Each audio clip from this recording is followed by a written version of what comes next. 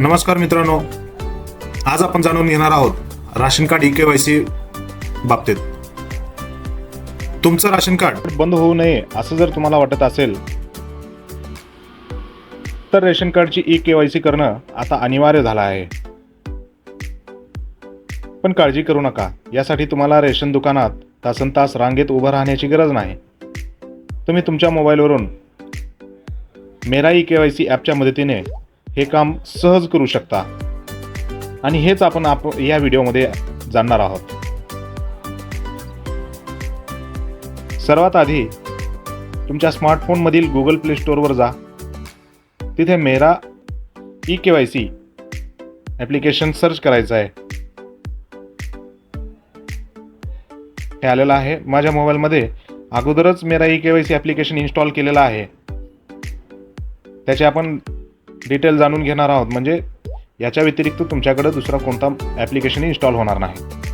बघा, याच्यामध्ये लिहिलेलं आहे national informatics centre FCA division. हाच ॲप्लिकेशन तुम्हाला इन्स्टॉल करायचा आहे. याच्या व्यतिरिक्त इतर कोणत्याही सिमिलर नावाने जर ॲप्लिकेशन दिसत असेल तर तो इन्स्टॉल करू नका.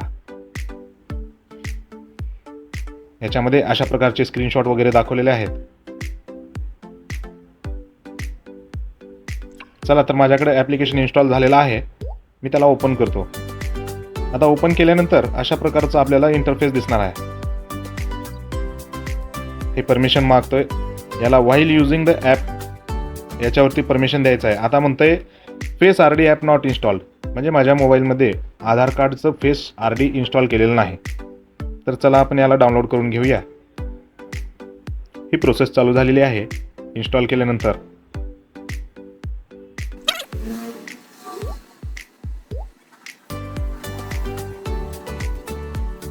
आता आपण पाहणार आहोत मेरा KYC ॲप्लिकेशन ओपन करून. याच्यामध्ये आता इन्स्टॉल झालेला आहे.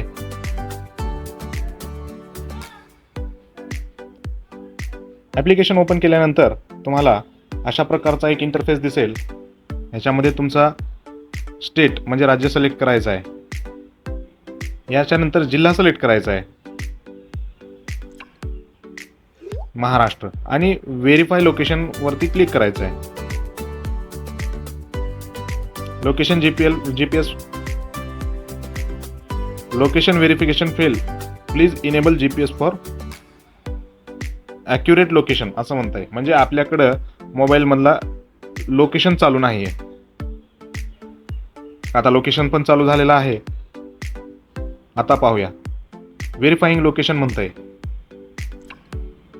ठीक आहे. आता या ठिकाणी आपल्याला आपलं 12 अंकी आधार नंबर टाईप करायचा आहे.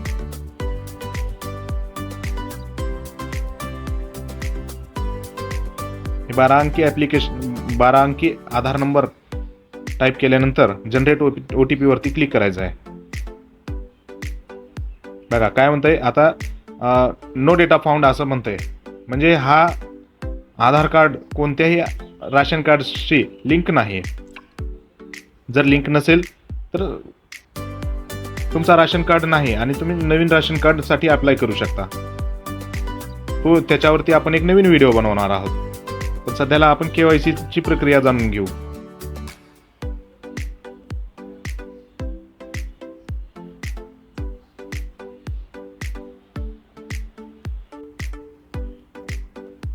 आता ज्या व्यक्तीचं राशन कार्डमध्ये नाव आहे त्याचा आधार नंबर आपण टाईप करत आहोत.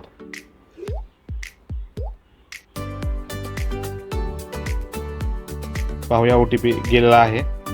आणि आता अशा प्रकारचा OTP त्या व्यक्तीच्या आधार लिंक असलेल्या मोबाईल नंबरवर जाणार आहे.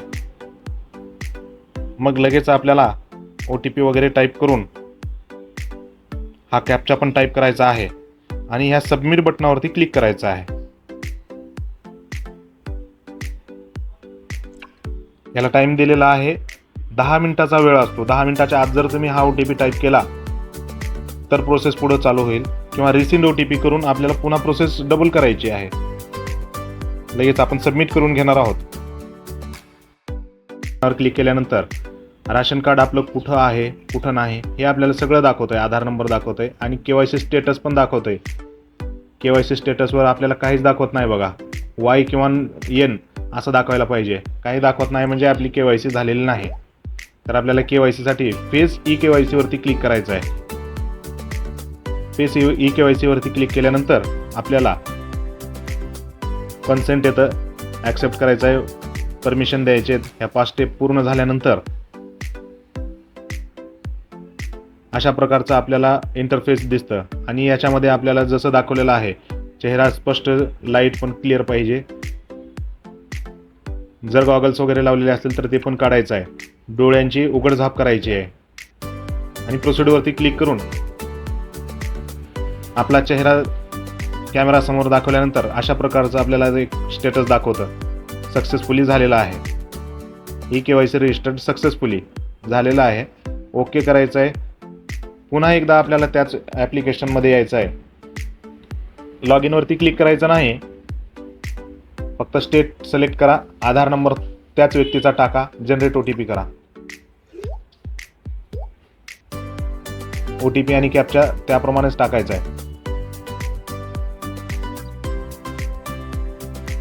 आता बघा, इथं आपल्याला वाय म्हणून एक स्टेटस दाखवत आहे. eKYCचा स्टेटस वाय दाखवत आहे, म्हणजे आपली KYC पूर्ण झालेली आहे. अशा प्रकारे तुम्ही घर बसल्या आपली KYC करू शकता. आणि अशाच आणखी व्हिडिओसाठी आमच्या चॅनलला सबस्क्राईब करा आणि आपल्या इतर मित्रांसोबत शेअर करा.